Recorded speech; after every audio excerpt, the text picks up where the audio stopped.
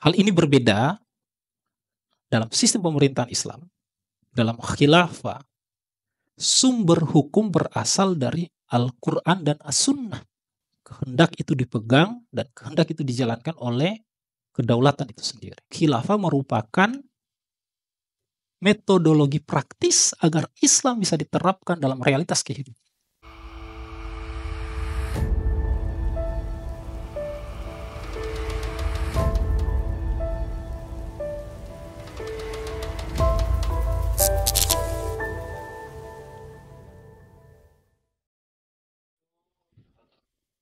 Bismillahirrahmanirrahim. Assalamualaikum warahmatullahi wabarakatuh. Alhamdulillah. Alhamdulillahillazi nazala hazadin alladzi yunazim ala qatal insan bi khuliqihi wa bi nafsi wa bi ghairi min banil insan khairan ni'am. Nahmadu naskuru ala kamali ihsanihi wa huwa dzul jalali wal ikram. Asyhadu an la ilaha illallah wa asyhadu anna Muhammadan abduhu wa rasuluhu allazi la nabiyya wa la rasula ba'da. Wa sayakun khulafa fa yaksur. Pemirsa yang budiman, alhamdulillah di bulan ini, bulan Ramadan, bulan yang istimewa. Bulan di mana Allah Subhanahu wa taala memenuhinya dengan keberkahan, dengan rahmat dan ampunan yang melimpah ruah. Sehingga tentu kita harus memaksimalkan kesempatan emas yang ada di bulan ini dengan sebaik-baiknya. Termasuk mengisinya dengan dirosa untuk memahami ajaran-ajaran Islam. Di antaranya khilafah. Meski sudah tidak eksis di tengah realitas politik hari ini, sempat dikatakan sebagai sebuah ide utopia atau bahkan dijadikan sebagai objek kriminalisasi. Khilafah menjadi perbincangan di tengah-tengah masyarakat. Apa itu khilafah? Apa perbedaan khilafah dengan sistem yang lain? Khilafah sebagaimana telah didefinisikan oleh para ulama bahwasanya ia merupakan kepemimpinan umum bagi kaum muslimin seluruhnya di dunia dalam rangka menerapkan hukum syariat Islam dan mengemban dakwah ke seluruh penjuru dunia. Khilafah menjadi sebuah sistem pemerintahan yang unik.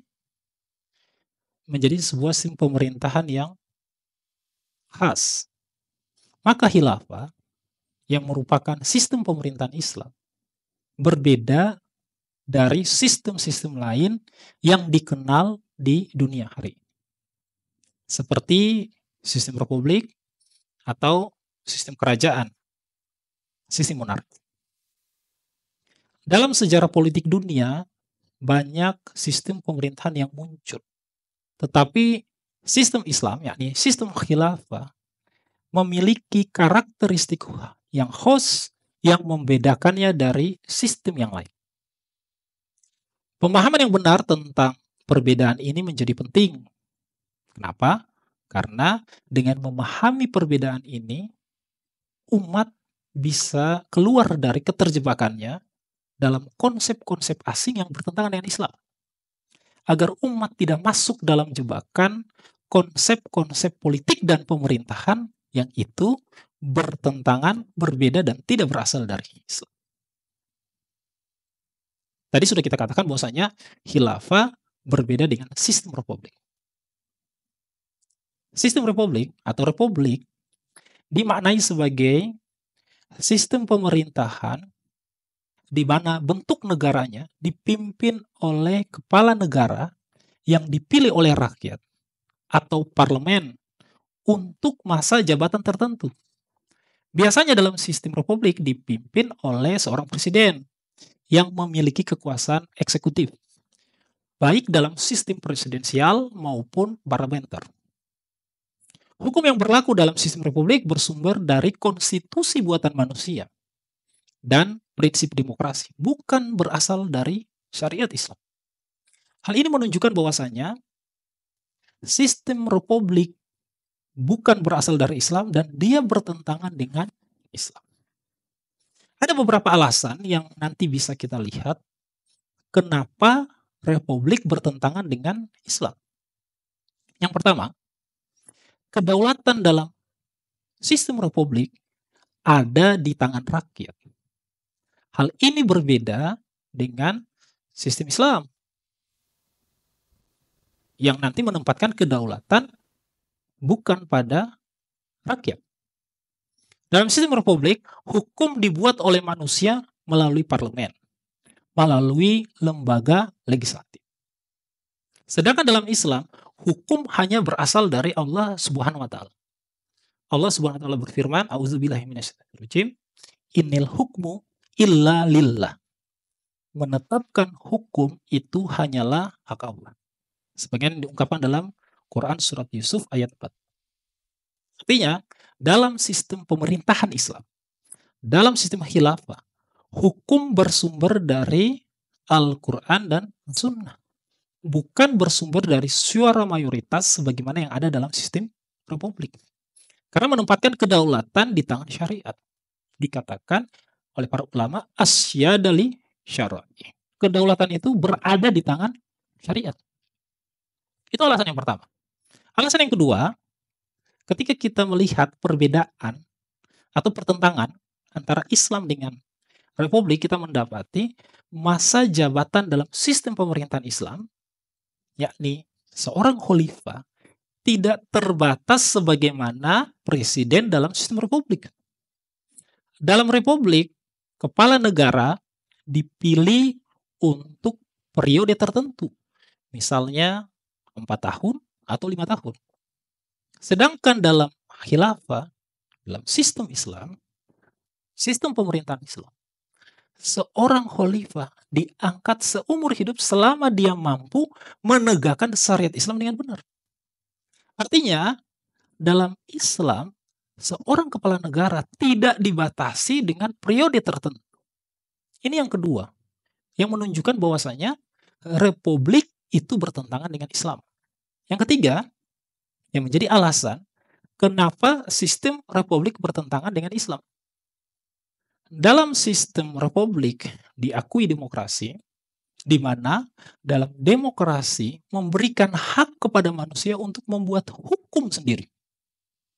Hal ini tentu berbeda dalam Islam. Hukum dalam Islam hanya berasal dari Allah. Artinya, ketika kita mengikuti hukum buatan manusia, itu merupakan maksiat kepada Allah. Rasulullah SAW bersabda, la ta'ata li makhlukin fi ma'siyatil khaliq. Tidak ada ketaatan pada makhluk dalam bermaksiat kepada Sang Pencipta. Itulah kemudian alasan kenapa sistem republik bertentangan dengan Islam. Dari sini kita mendapati antara sistem pemerintahan Islam, sistem khilafah, dan sistem republik mempunyai perbedaan. Ada beberapa aspek perbedaan antara sistem khilafah dengan sistem republik. Yang pertama misalnya, kita bisa melihat dari aspek sumber hukumnya. Dalam sistem republik, sumber hukum berasal dari konstitusi buatan manusia. Hal ini berbeda dalam sistem pemerintahan Islam. Dalam khilafah, sumber hukum berasal dari Al-Quran dan As-Sunnah. Termasuk apa yang ditunjuk oleh Al-Quran dan As-Sunnah, yakni ijma sahabat dan qiyas syar'i. Itu aspek yang pertama, perbedaan antara khilafah dan sistem republik. Yang kedua, bisa kita lihat perbedaan itu pada aspek kedaulatan. Dalam sistem republik, kedaulatan milik rakyat, diserahkan kepada rakyat. Dikatakan asyada li sya'bi. Kedaulatan itu di tangan rakyat. Hal ini berbeda dengan sistem khilafah. Dalam khilafah, kedaulatan milik syariat. Asyada li syara'i. Karena ketika kita bicara tentang kedaulatan, ungkapan kedaulatan memiliki makna penunjukan dalam realitas kehidupan. kedaulatan itu dikatakan sebagai yang menggenggam, yang memegang sebuah kehendak, yang mengontrol kehendak, termasuk yang menjalankan kehendak. Sehingga ketika ada orang yang memegang kehendak pihak lain, maka pihak yang dipegang kehendaknya itu merupakan hamba. Dia budak bagi orang atau pihak yang memegang kehendaknya. Oleh karena itu, kedaulatan dimaknai sebagai mumarrisu li iradati wa musayyirulaha. Karena kehendak itu dipegang dan kehendak itu dijalankan oleh kedaulatan itu sendiri. Itu yang pertama. Perbedaannya, kedaulatan di dalam Islam milik syariat, adapun dalam sistem republik kedaulatan itu milik rakyat.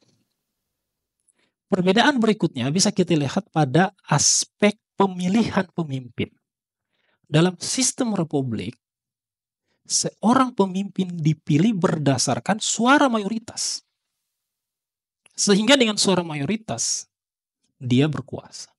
Hal ini kalau kita lihat dalam sistem khilafah, pemilihan seorang pemimpin berdasarkan syarat-syarat syar'i, minimal dia harus memenuhi syarat ikut sebagai seorang pemimpin. Dia harus laki-laki, dia harus muslim, dia harus balik, dia harus merdeka, dia harus berakal, dan dia harus mampu. Termasuk syarat kepemimpinan itu sendiri, ketika dia ingin diangkat menjadi seorang pemimpin, biridu wal ikhtiar, dengan keridoan dan sukarela memilih. Itu pada aspek pemilihan pemimpin. Berikutnya, perbedaan itu pun bisa kita lihat pada aspek masa jabatan. Dalam sistem republik, masa jabatan seorang penguasa, seorang pemimpin dibatasi, terbatas dalam periode waktu tertentu. Misalnya 4 tahun atau 5 tahun. Hal ini berbeda dengan masa jabatan dalam sistem khilafah. Seorang penguasa bisa berkuasa seumur hidup selama dia benar menegakkan syariat. Itu perbedaan antara Islam dengan sistem republik. Yang berikutnya kita bisa melihat sistem khilafah juga berbeda dengan sistem monarki atau kerajaan. Sistem monarki dimaknai sebagai sistem pemerintahan di mana kepala negaranya adalah seorang raja atau sultan yang biasanya berkuasa seumur hidup dan diwariskan kepada keturunannya. Kekuasaan dalam sistem monarki bisa absolut mutlak, sebagaimana sebagian negara-negara di Timur Tengah.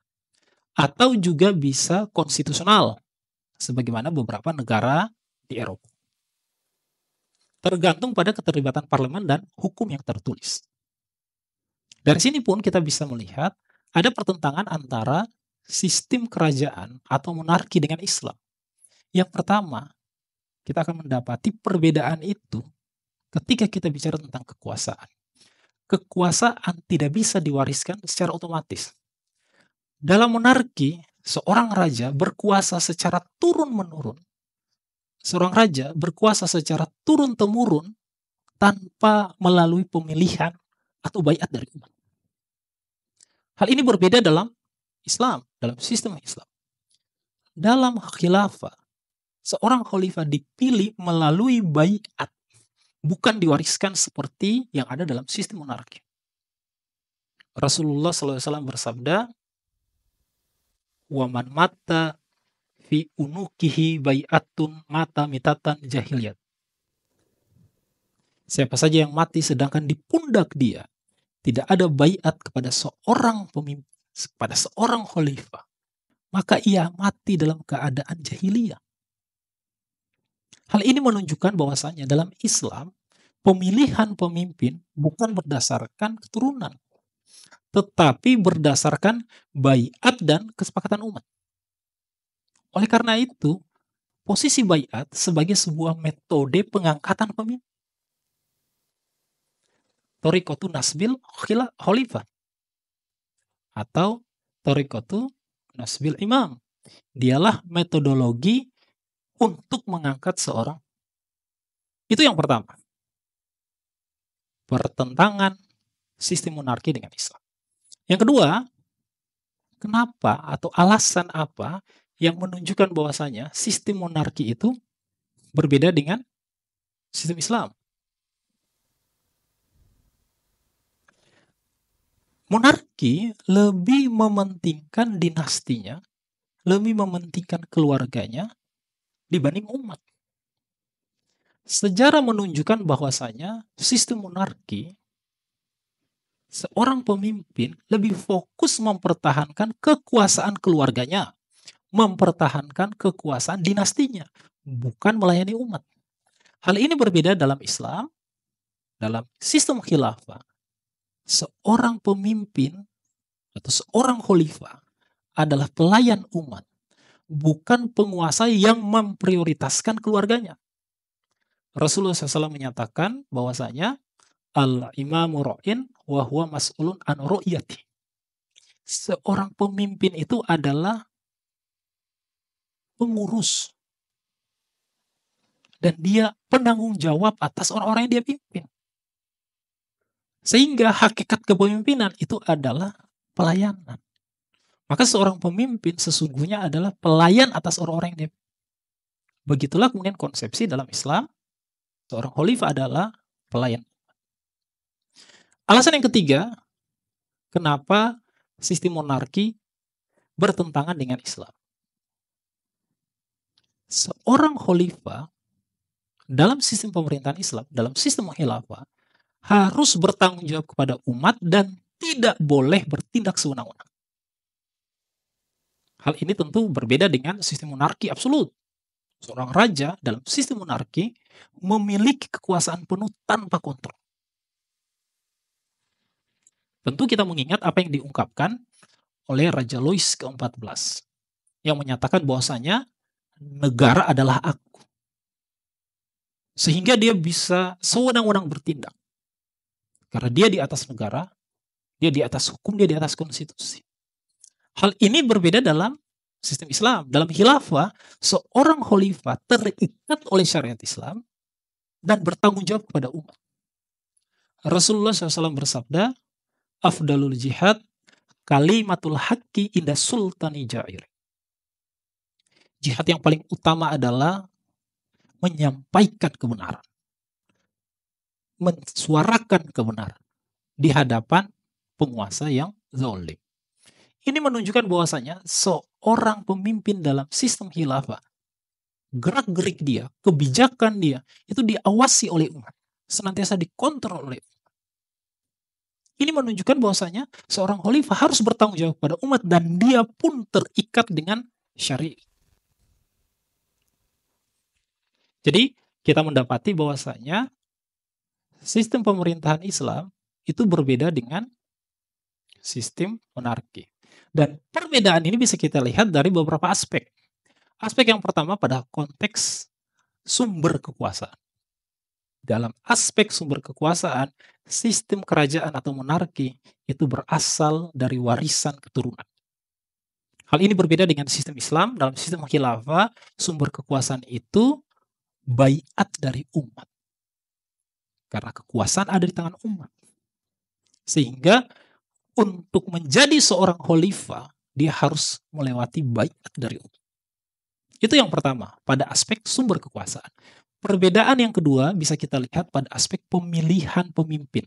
Dalam sistem kerajaan atau dalam sistem monarki, pemilihan pemimpin berdasarkan garis keturunan.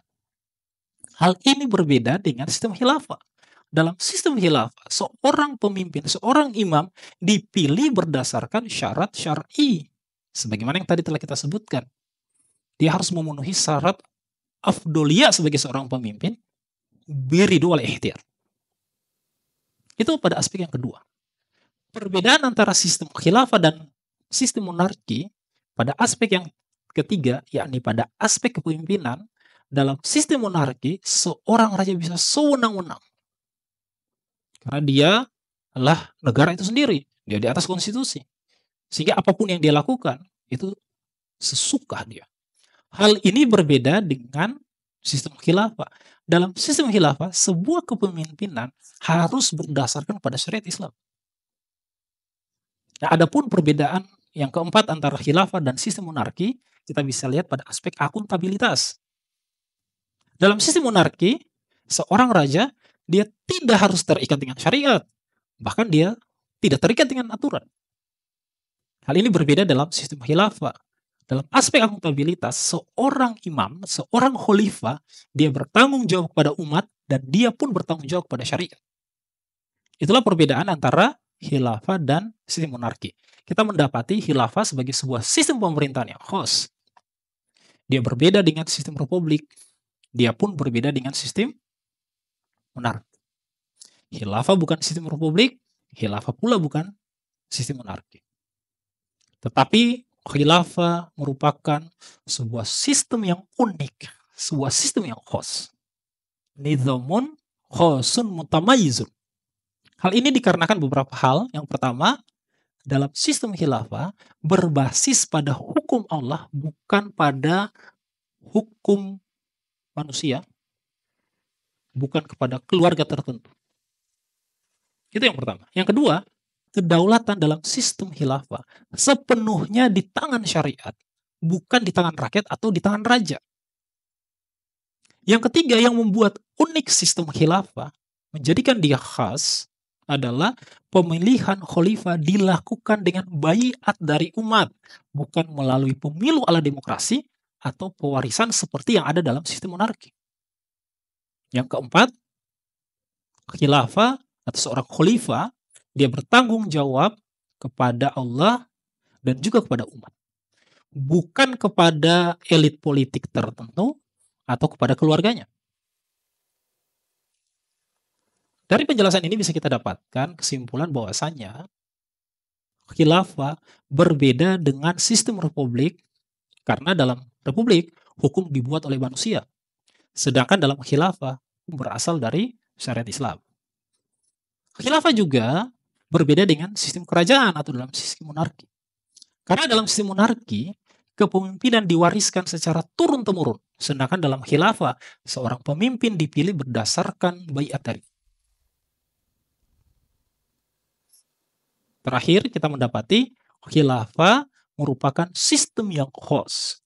Sistem yang unik, yang berbeda dengan sistem apapun yang ada di dunia hari ini, dan tidak bisa disamakan dengan sistem-sistem buatan manusia lainnya. Khilafah merupakan warisan Nabi SAW. Termasuk khilafah merupakan metodologi praktis agar Islam bisa diterapkan dalam realitas kehidupan. Allah menyuruh kita untuk masuk Islam secara kafah, untuk terikat dengan semua risalah Islam.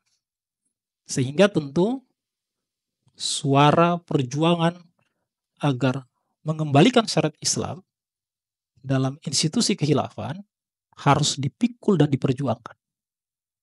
Dengan memahami perbedaan antara sistem khilafah dengan sistem republik, termasuk juga dengan sistem monarki, semoga memberikan gambaran bagi kita agar bisa terhindar dari jebakan-jebakan ide-ide asing yang bertentangan dengan Islam.